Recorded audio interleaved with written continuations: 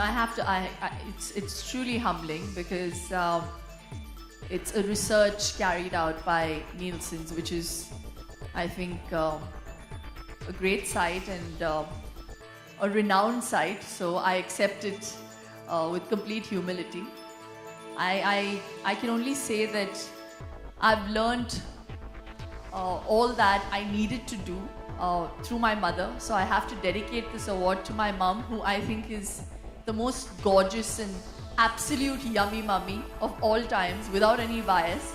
And she's here with me today. She never comes out with me anymore, but I felt a sense of pride, so I wanted to show off. And she doesn't know that I was going to say this, but this award's for you, Mom, for helping me be a wonderful mummy, and for you who have been such a wonderful mom to me. Not just a yummy mummy from the outside.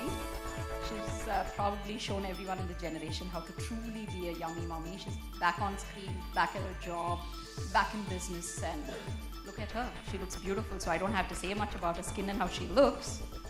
She's absolutely most deserving. Rashmi is also my doctor, and I can see Dr. Koyala who delivered Vian. So I have both the doctors who actually helped me become the yummy mummy I am called today.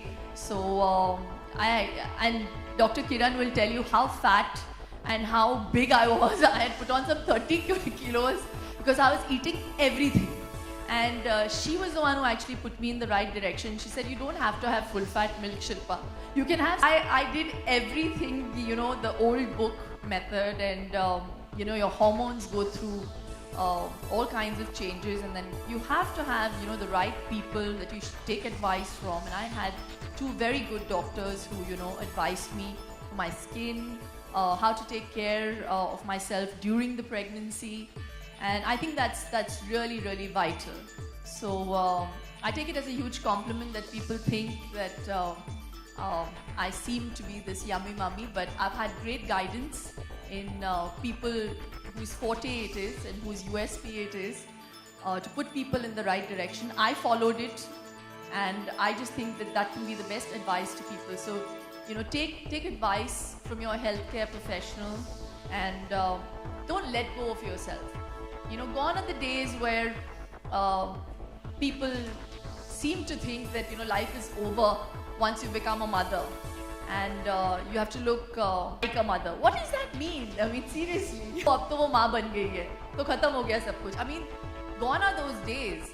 And I think I seeked inspiration from someone like my own mother, who really got back to her you know, her shape after delivering both of us. And she always made it a point to tell us. As a matter of fact, I have to say, for the first 7 months after giving birth to Vian, I just didn't care because you're just so tired and you're so sleep deprived that the only thing that you want to do is just sleep at any time. So I remember my mom, I think she controlled herself for a good 6 months. In the 6th month, she told me, she said, Shilpa, you're really fat and you have to get, I mean, as bluntly put as that. And she said it every day for the next 3 months. till I looked at her, I said, Mom, I'm your child, you know. She said, no, but you can't let yourself go like that. You have to take care of yourself and you have to value yourself, which I think is so important. And you need somebody out there to tell you that, who cares about it. The rest of the world is going to say, oh, you're looking wonderful. You know, you're looking like 35 kilos overweight. But I think she put me on the right track. And that's my advice to all those mothers. You have to value yourself. It's not about looking good, it's about being healthy. And I realized it when Vian was 7 months. I went down to pick him up, and I'd never been even overweight by 5 kilos.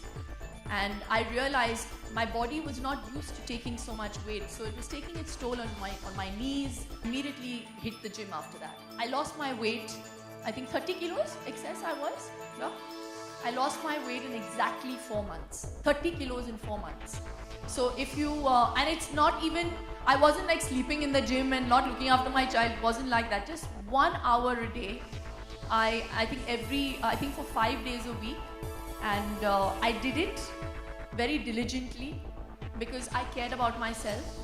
And I think when you're a new mother, you also need that little time for yourself because you'll just go mad otherwise, you know.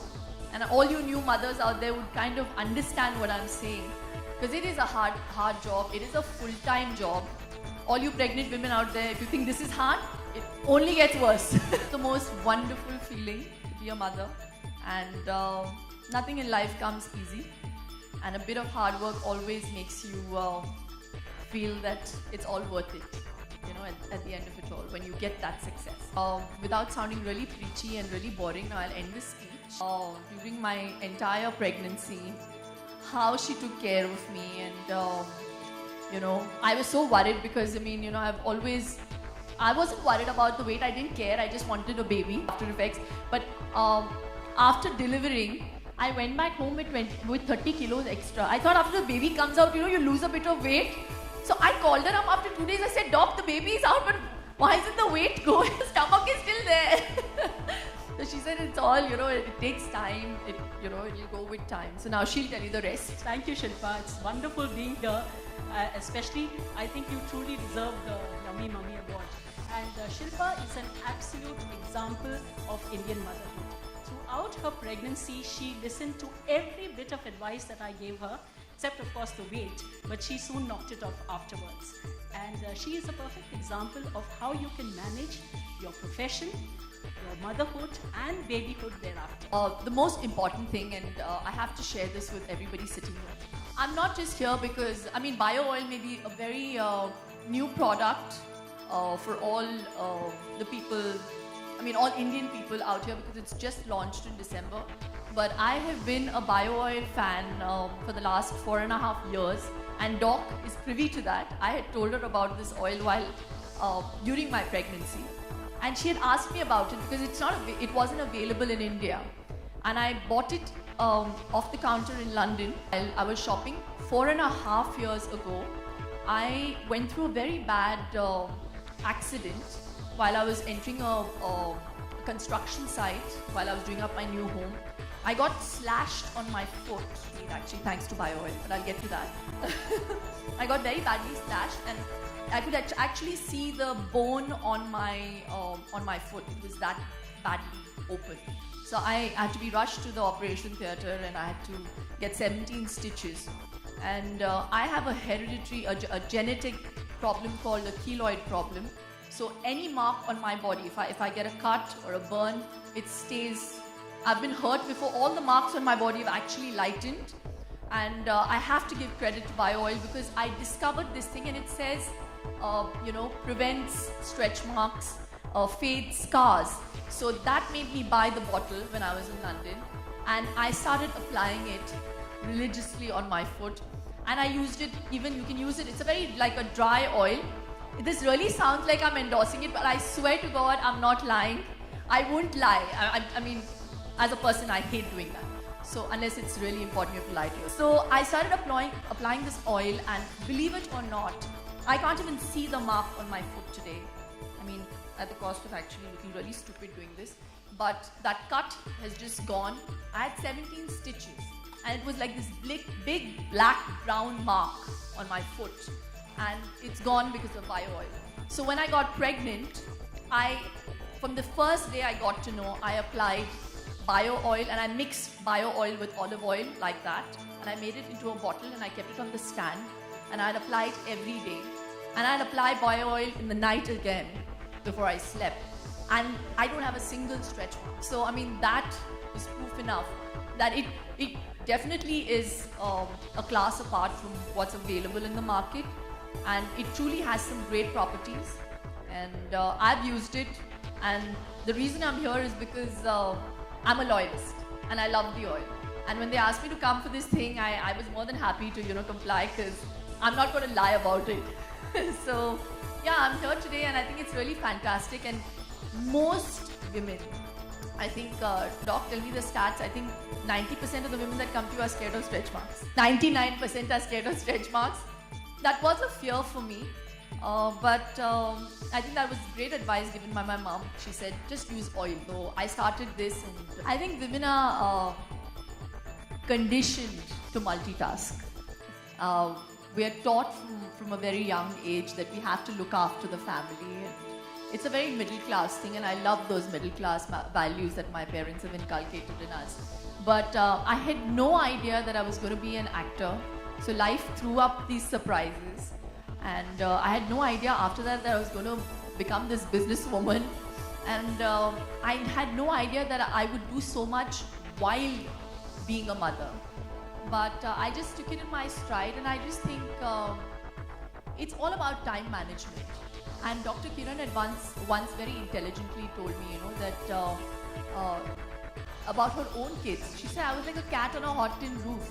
I was so busy working, and I had my kids.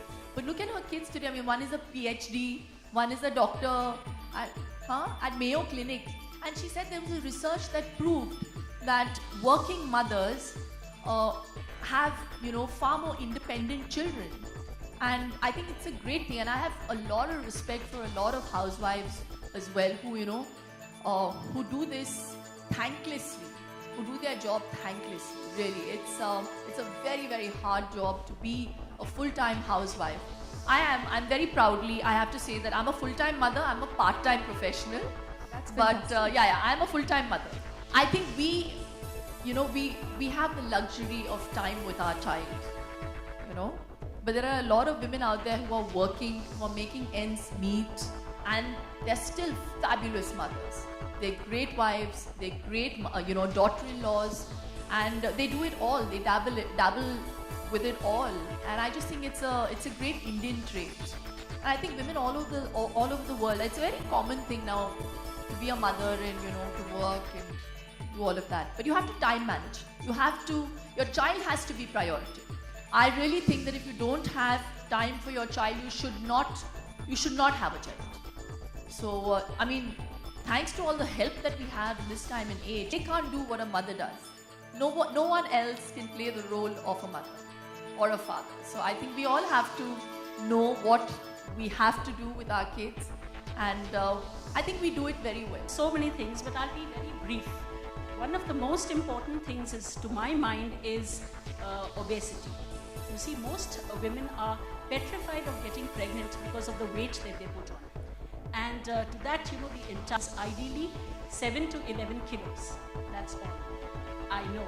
But what happens is water retention, etc., and wrong diets especially push you on to putting on a lot of weight. And also Shilpa was a tall girl, so she put on more.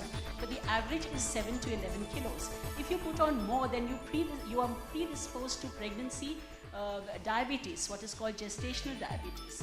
Another thing is that we are always worried about what we call pre-eclampsia. So you have headaches, excessive swelling, and high blood pressure towards term, and that predisposes again to a condition called high blood pressure during pregnancy, for which again diet plays an important role.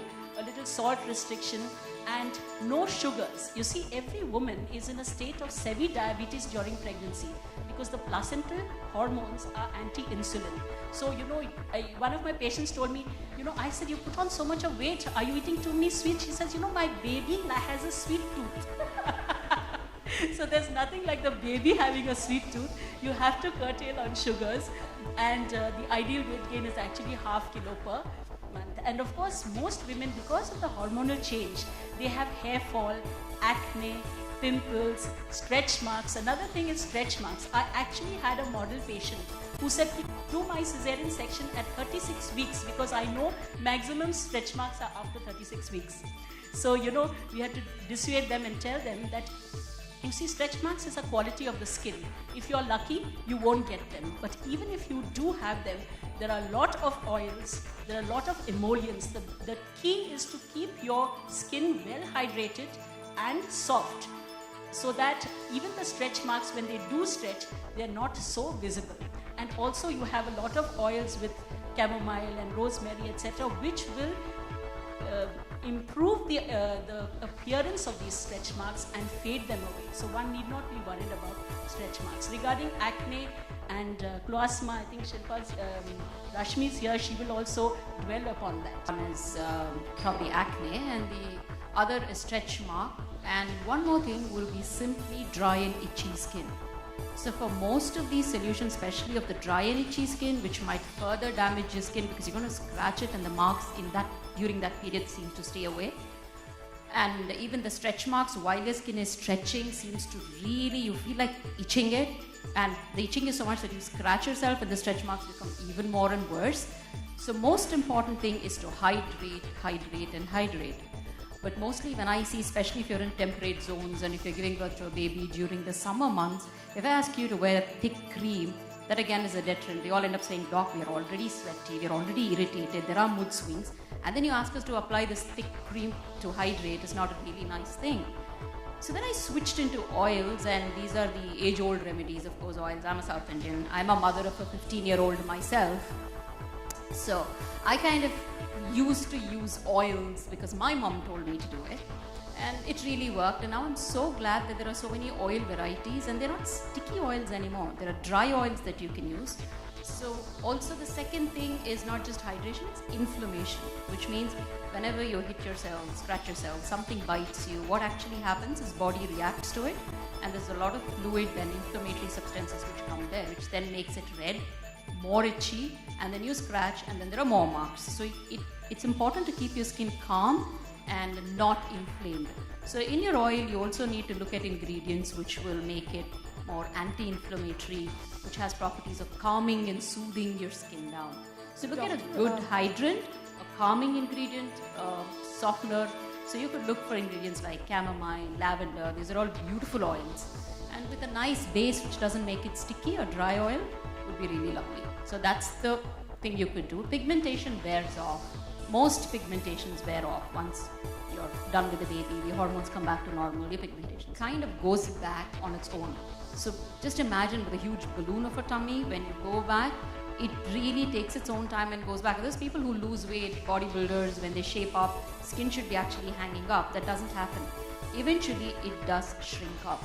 So what helps is taking care of it with the right diet, right nutrition, making sure you exercise well, so you support that, and also use your oils, and you could do massage in the morning and evening. These things help. And yes, of course, corsets, the old way of tying a sari around your belly, all of this really, really helps for the skin to shrink up faster. Ideal time to lose weight is immediate postpartum. Soon after your delivery, if you are serious about losing weight, that's the best time, because when you lactate and when you're breastfeeding, it's like walking a mile, running a mile every time you breastfeed. So breastfeeding helps you to lose weight, and if you're motivated, that's the best time you do all your aerobic exercise. And Shilpa herself is a model and an example to what postpartum fitness can do. So no cellulite, no problems. If you have the mind, you're going to do it. Horrible visuals of me being 80 kilos, which was quite scary. 80 kilos, I've always been like a constant 58 to a 60. I was 85 after my pregnancy. Anyway, but I have to say, taking a cue from what Dr. Coelho said, that I am at my fittest best today. I feel healthier today. Honestly, I've always been into yoga. I've always promoted health. I've always been very synonymous with, health and fitness. All that is great, but after a baby, you really value your body. You really value your health. And I think I have to blame it on good genes. So, I'm tall, and I've taken after my father. I'm the shortest in my family from my father's side. They're all my cousin sisters are all 5'10" and 6 feet. Cousin sisters, so you can imagine. So and they're all very slim and genetically blessed, even after their babies. So I never valued it. I said, oh, okay, so what's the big deal? But after having a baby, you really value your body. You have to value your body. And you realize what it can be if you take it for granted. So I think when I started working out after a baby this time, I had a goal, I had a goal. I said I have to get back to my old weight and I have to be better than before. That for me was my benchmark. Not the old Shilpa Shetty, but I had to get better, So today when I look at myself, and today when people say you've become thinner than before, no, it's not thinner. It's, I think I've put on more muscle. I work out today, challenging myself, and I don't do that much weight training. I train with my own body weight. So if you can, and that's even heavier than using weights. And if the easiest thing for a mother is, Arey, I don't get time with the baby. I don't get time to work out. You have a lot of time to go to a pizza joint. You have a lot of time to down a lot of aerated drink, junk food, sweets, like Doc said. I just think that, especially in the first few months, like Doc said, it's the best time to lose your weight because the baby's sleeping most of the time. And yes, you also want to catch up on your sleep, but if you give up on just 1 hour of that sleep, you will feel far, far more. See, there's this old lady saying that when the child starts smiling, you start losing hair, which means it's like 3 months to 4 months after your pregnancy, because hair takes that much time to react to the stress that your body has gone through. That's one reason why you have hair fall. The second reason is most women end up taking all their supplements very diligently till the day the baby is in them, because they think it's for the baby, it's for them. The day they have delivered it, they just give up and they say, now it's all about the baby, I'm okay. So as Shilpa kept reinforcing, it's very important for you to understand you are precious. Your body, your mind, your well-being is so precious to take care of the baby. So continue the supplements that your gynecologist may have put you on, or you could definitely meet your skin specialist and figure out what is the supplements that you may need to take. Iron deficiency is one of the main reasons for hair fall as well during that period, because you have lost a lot of blood during the pregnancy, during labor. So make sure your diet is good, your supplements are taken, and it definitely makes a lot of sense to go back to old oiling your hair plenty, and make sure you don't over shampoo your hair. Use light oils like probably coconut based oils, so that makes your hair nice and good, gives you the health to the hair from inside out, and doesn't need too much of shampoo to remove it out. And yeah, just keep the health on. But if you still think there's a lot of hair loss, you definitely need to go and get some vitamins are at a great level while you're pregnant, and they all then begin to fall back to the levels that you were earlier. So they promote hair growth during pregnancy. If you see, hair starts becoming beautiful, but post-pregnancy you will suddenly see all of that also going down. Start putting on weight after stopping breastfeeding? Not at all.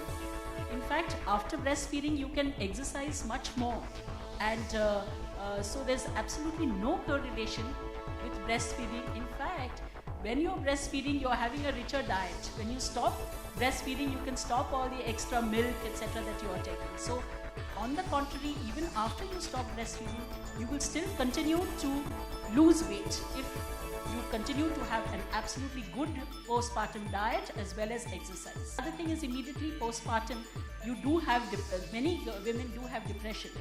So that is postpartum depression, where you're worried about your figure, you're worried about the baby and all the stresses of life. So the exercise plays a very good role and very important role in postpartum depression. Okay, if you want to take care of skin naturally, then as much as cliched and repetitive that it is sounding, you make sure your diet is good, your health is good, because skin is always a product of what's inside.